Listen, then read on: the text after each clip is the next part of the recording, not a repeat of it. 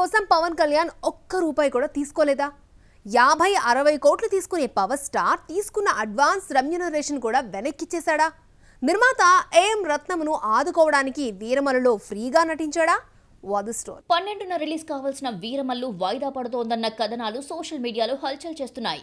Financial clearance తీసుకున్న తర్వాతే release చేసుకునే ఛాన్స్ ఉంటుంది. అయితే 5 ఏళ్లుగా సెట్స్ పై ఉన్న వీరమల్లును రిలీజ్ చేయడానికి ఆర్థిక ఇబ్బందులు అడ్డంకిగా మారాయి. దీంతో సినిమా రిలీజ్ అయ్యేలా పవన్ తన వంతు అడ్వాన్స్ గా తీసుకున్న 11 కోట్లను తిరిగిచ్చేశాడని తెలిసిందే. 5 ఏళ్ల క్రితం పవన్ రెమ్యునరేషన్ రేంజ్ 40 కోట్లలో ఉండేది. వకీల్ సాబ్ కు 50 కోట్లు తీసుకున్నాడు అన్న టాక్ వచ్చింది. బ్రో మూవీ కోసం రోజుకు 2 కోట్ల రెమ్యునరేషన్ తీసుకున్నానని పవన్ ఓ సభలో ఓపెన్ అయ్యాడు. ఈ లెక్కన వీరమల్లు రెమ్యునరేషన్ 40 కోట్లకు పైగానే ఉంటుంది. 5 ఏళ్ల క్రితమే సినిమా మొదలైనా పూర్తి కాకపోవడంతో వడ్డీలే కోట్లలో కట్టాల్సి వచ్చింది. రిలీజ్ కి అడ్డంకి లేకుండా అడ్వాన్స్ కింద తీసుకున్న రెమ్యునరేషన్ ని కూడా ఇచ్చేశాడు పవన్. ఏఎం రత్నం పవన్ కాంబోలో సత్యాగ్రహి మొదలై ఆగిపోయింది. ఆ నష్టాన్ని భర్తీ చేయడానికి నిర్మాతకు మరో ఛాన్స్ ఇస్తే హరిహర వీరమల్లుతో ఆర్థిక ఇబ్బందులు తప్పలేదు. సినిమా ఫ్లాప్ అయితే రెమ్యునరేషన్ తిరిగిచ్చేయడం రజనీకాంత్ బాబా టైం నుంచి వస్తుంది. చాలా మంది పెద్ద హీరోలు సూపర్ స్టార్ బాటలో నడిచి పారితోషికం తిరిగిచ్చేశారు. రెమ్యునరేషన్ లో ఎంతో కొంత రిటర్న్ ఇచ్చే ఆనవాయితీని ఇప్పటి జనరేషన్ కూడా కంటిన్యూ చేస్తున్నారు. టిల్లు స్క్వేర్ వంటి సూపర్ హిట్ తర్వాత సిద్ధు జాక్ మూవీతో వచ్చాడు. బొమ్మరిలు భాస్కర్ దర్శకత్వంలో సినిమా రూపొందింది. టిల్లు స్క్వేర్ బ్లాక్ బస్టర్ కావడంతో ఆ వెంటనే వచ్చిన జాక్కు కలిసొచ్చింది. సినిమాను 18 కోట్లకు అమ్మితే 4.65 కోట్లు మాత్రమే వచ్చింది. ఇంత భారీ నష్టాలను నిర్మాత డిస్ట్రిబ్యూటర్స్ భరించడం కష్టం. సినిమాకు సిద్ధు 8 కోట్లు తీసుకోగా సగం రెమ్యునరేషన్ 4 కోట్లు వెనక్కిచ్చేశాడు. చిరంజీవి రామ్ చరణ్ కలిసి నటిస్తే చూడాలన్న మెగా ఫ్యాన్స్ డ్రీమ్ ఆచార్యతో తీరింది.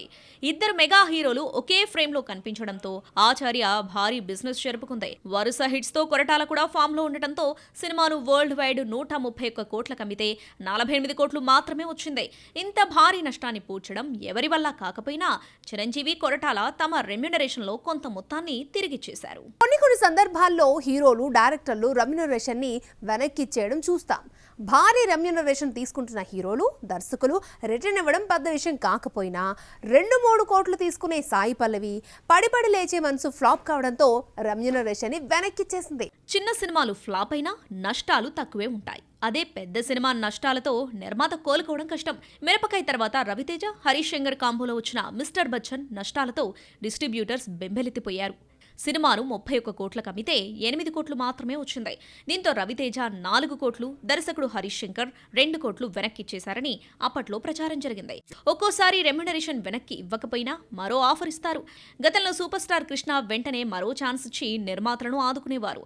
ఆదిపురుష్ తెలుగు రైట్స్ తీసుకున్న పీపుల్ మీడియా ఫ్యాక్టరీకి భారీ నష్టాలు రావడంతో వాటిని పూడ్చుకోవడానికి రాజాసాబ్ ఇచ్చాడు ప్రభాస్ నటించడం లేదు.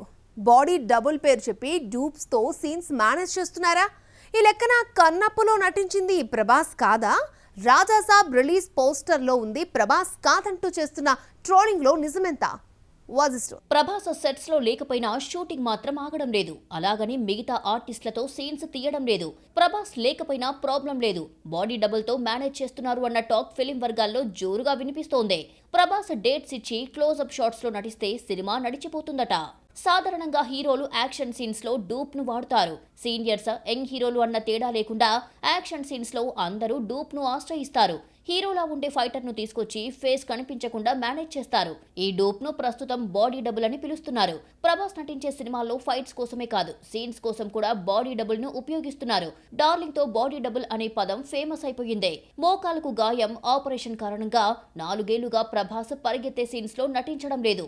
ఆ మధ్య కొన్ని ఈవెంట్స్ లో కుంటుతో కనిపించాడు. ప్రభాస్ మూవీ అంటే చాలా సీన్స్ ను బాడీ డబుల్ తో తీస్తున్నారు అని టాక్. మోకాలికి దెబ్బ తిరగబెట్టడంతో ప్రభాస్ మరోసారి యూరప్ వెళ్లాడని, అయినా షూటింగ్ ఆపకుండా బాడీ డబుల్ తో తీసేస్తున్నారట. దర్శక నిర్మాతలు డార్లింగ్ ను కంటే బాడీ డబుల్ ను ఎక్కువగా నమ్ముకుంటున్నారు. క్లోజ్ షాట్స్, కీ సీన్స్ తప్ప బాడీ డబుల్ తో తీసేస్తున్నారు అన్న న్యూస్ స్ప్రెడ్ అవుతోంది. రాజాసాబు పూర్తి కాకుండానే సీతారామం ఫేమ్ హను రాఘవపూడి మూవీ మొదలు పెట్టాడు. ఆ తర్వాత స్పిరిట్, సలార్ 2, కల్కి 2 లైన్ లో ఉన్నాయి. ప్రభాస్ మోకాలి నొప్పితో బాధపడుతున్నాడు. బాడీ డబుల్ పై ఉన్న నమ్మకంతో డార్లింగ్ తో వరుస పెట్టి సినిమాలు చేస్తున్నారు. బాడీ డబుల్ పై మంచు విష్ణు వ్యాఖ్యలతో కన్నప్పలో ప్రభాస్ నటించింది తక్కువే అన్న అనుమానం వస్తోంది. కన్నప్ప ప్రమోషన్ ఈవెంట్ లో విష్ణు మాట్లాడుతూ సీన్ లో హీరో నటించాడా, డూప్ తో చేశారా అని కాకుండా సీన్ పర్ఫెక్ట్ గా ఉందా అనేది ఆడియన్స్ కు కావాలి అన్నాడు మంచు విష్ణు. హీరో మాటలు వింటుంటే కన్నప్పలో ప్రభాస్ సీన్స్ కోసం బాడీ డబుల్ ను బాగానే వాడినట్టుగా తెలుస్తోంది. రాజాసాబ్ రిలీజ్ పోస్టర్ లో డూప్ బాడీకి ప్రభాస్ మొహం అతికించారంటూ ట్రోలింగ్ చేస్తున్నారు. శ్రీలీల మరొకసారి లక్కీ హీరోయిన్ అనిపించుకుందా? పెళ్లి సందడితో కెరీర్ స్టార్ట్ చేసిందో లేదో రప్ప రప్ప అంటూ 10 సినిమాలు చేసి పారేసింది. మధ్యలో కెరీర్ స్లో అయినా రిలీజ్కి 4 సినిమాలున్నాయి. తెలుగులో 2, కన్నడ, తమిళ్లో చెరొక సినిమా చేస్తోంది. ఈ గ్రాఫ్ ఒకటే కాదు, మరొక విషయంలో ఆమె చాలా లక్కీ. అదెలాగో మీరే చూడండి. సక్సెస్ ఉంటేనే ఛాన్సులు, లేదంటే ఫేడ్ అవుతాయి. ఈ ఫార్ములా శ్రీలీలకు వర్తించదు. ఆఫర్స్ వస్తూనే ఉంటాయి. శ్రీలీల కెరియర్లో పెళ్లి సందడి, ధమాకా వంటి 2 హిట్స్ తప్ప ముచ్చటగా చెప్పుకోవడానికి 3వ హిట్ లేదు. ఆదికేశవ, ఎక్స్ట్రాడినరీ, రాబిన్ హుడ్ వంటి భయంకరమైన ఫ్లాప్స్ ఉన్నా కిసిక్ అంటూ ఛాన్సులు కొట్టేస్తోంది శ్రీలీల. పుష్పలో సమంత ఐటమ్ సాంగ్ చేసినా బాలీవుడ్ ఆఫర్స్ రాలేదు. కానీ పుష్ప 2లో ఐటమ్ సాంగ్ చేసేసి బాలీవుడ్లో 2 ఆఫర్స్ అందుకుంది శ్రీలీల. ప్రెజెంట్ శివకార్తికేయ, అఖిల్, కార్తిక్ ఆర్యన్ వంటి యంగ్ హీరోస్తో నటిస్తోంది. చేతికొచ్చిన క్రేజీ ఆఫర్ ఉస్తాద్ భగత్ సింగ్ ఉండదనుకుంటే ఈ నెల 2వ వారంలో సెట్స్ పైకి వస్తుంది. గుంటూరు కారం తర్వాత శ్రీలీల మరోసారి స్టార్ హీరోతో జతకడుతోంది. చేతిలో ఎన్ని ఆఫర్స్ ఉన్నా పవర్ స్టార్ తో జతకడితే ఆ కిక్కే వేరు. గబ్బర్ సింగ్ వంటి బ్లాక్ బస్టర్ తర్వాత హరిశంకర్, పవన్ కాంబోలో వస్తున్న ఉస్తాద్ పై హై ఎక్స్పెక్టేషన్స్ ఉన్నాయి. గుంటూరు కారం రిలీజ్ కాకుండానే ఉస్తాద్ ఆఫర్ అందుకున్నా సినిమా ఉంటుందో లేదో తెలీదు.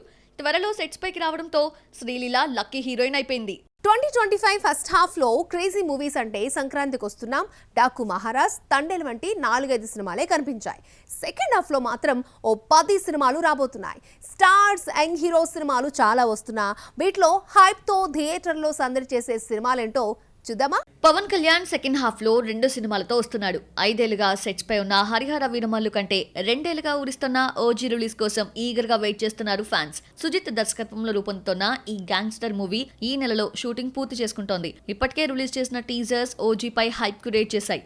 లవ్ స్టోరీ తర్వాత శేఖర్ కమల 5 ఏళ్లు గ్యాప్ తీసుకొని ధనుష్ తో తీసిన పాన్ ఇండియా మూవీ కుబేరా ఈ నెల 20న రిలీజ్ అవుతోంది. టీజర్, పాటలు చూస్తుంటే ఈ సెన్సిబుల్ డైరెక్టర్ ఏదో కొత్త కాన్సెప్ట్ తో వస్తున్నాడన్న ఫీలింగ్ సినిమాకు క్రేజ్ తీసుకొచ్చింది. వరుస ఫ్లాపులో ఉన్న నితిన్ జూలై 3న తమ్ముడు మూవీతో వస్తున్నాడు. సినిమా నుంచి టీజర్ వస్తే గానీ హైప్ క్రియేట్ అయ్యేది లేదని తెలీదు. లవ్ స్టోరీ 8 వసంతాలు పాజిటివ్ టాక్ తెచ్చుకుంటేనే థియేటర్స్ ఫుల్ అవుతాయి. కన్నప్ప నుంచి ఎన్ని టీజర్స్, సాంగ్స్ వచ్చినా ప్రభాస్ టీజర్ వస్తే గానీ హైప్ రాదేమో అనిపిస్తోంది. Vijay Deverakonda kingdom, Anushka Ghaati life results పై ఆధారపడి ఉంది. ఇక రజనీకాంత్, లోకేష్ కనగరాజ్ మూవీ కూలీ మాత్రం బిజినెస్ పరంగా రికార్డులు క్రియేట్ చేస్తోంది. లోకేష్ మేకింగ్ పై నమ్మకం, హైప్ తీసుకొచ్చిన టీజర్, ట్రైలర్ రిలీజ్ తర్వాత క్రేజ్ పెరుగుతుందో తగ్గుతుందో చూడాలి. కూలీ వస్తున్న ఆగస్టు 14నే ఎన్టీఆర్ హృతిక్ వార్ 2 రిలీజ్ అవుతోంది. తారక్ డెబ్యూ మూవీ ఎలా ఉంటుందన్న ఇంట్రెస్ట్ గ్లిమ్స్ తో తీర్చలేకపోయింది. ఎన్టీఆర్ కు ఎలివేషన్ ఇవ్వడంలో డైరెక్టర్ అయాన్ ముఖర్జీ ఫెయిల్ అయినా దేవరా హిట్ తర్వాత వస్తున్న మూవీ కావడంతో భారీ ఓపెనింగ్స్ కి ఛాన్స్ ఉంది. హనుమాన్ తర్వాత యంగ్ హీరో తేజ సజ్జా నటిస్తున్న మిరాయి నుంచి వచ్చిన 3 టీజర్స్ సినిమా చూడాలన్న ఇంట్రెస్ట్ ని క్రియేట్ చేశాయి. రవితేజతో ఈగల్ తీసిన కార్తిక్ ఘట్టంనేని దర్శకత్వంలో మైథలాజికల్ థ్రిల్లర్ గా 70 కోట్ల బడ్జెట్ తో మిరాయి రూపొందుతోంది. ఇక అక్టోబర్ 2న కాంతారా 2 రిలీజ్ అవుతోంది. కన్నడలో 18 కోట్లతో తీసిన కాంతారా వరల్డ్ వైడ్ గా 300 కోట్లకు పైగా రాబట్టింది. 2 ఏళ్లుగా సీక్వెల్ కథని రాసుకున్న రిషబ్ శెట్టి ఫుల్ ఎఫర్ట్స్ పెడుతున్నాడు. బ్లాక్ బస్టర్ కి సీక్వెల్ కావడంతో ఓపెనింగ్స్ మామూలుగా ఉండవు. లవ్ టుడే, డ్రాగన్ వంటి వరుస హిట్స్ తో దూసుకుపోతున్న ప్రదీప్ రంగనాథన్ తెలుగులో మంచి మార్కెట్ అందుకున్నాడు. మైత్రి మూవీ మేకర్స్ ప్రదీప్ తో తీస్తున్న డూడ్ మూవీ దీపావళికి రిలీజ్ అవుతోంది. యూత్ లో క్రేజ్ ఉన్న ప్రదీప్ మంచి ఓపెనింగ్స్ రాబడతాడు.